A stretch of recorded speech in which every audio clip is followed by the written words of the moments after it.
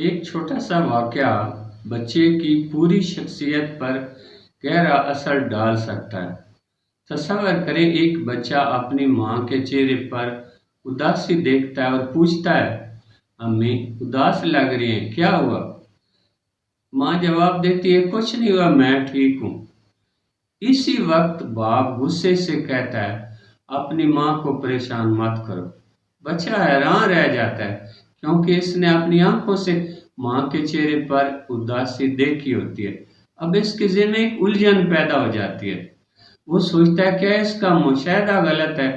در حقیقت بچہ درست دیکھ رہا ہوتا ہے، لیکن جب والدین اس حقیقت کو جھٹلا دیتے ہیں تو بچے کو یہ پیغام ملتا ہے کہ اس کی سوچ قابل اعتماد نہیں۔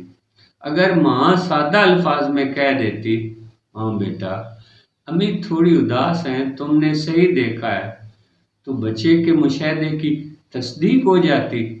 والدین کا مقصد بچے کو نقصان پہنچانا نہیں ہوتا، لیکن حقیقت سے انکار بچے کے ذہن میں ایک الجھی ہوئی دنیا پیدا کر دیتا ہے جہاں اس کے مشاہدات مشکوک لگنے لگتے ہیں۔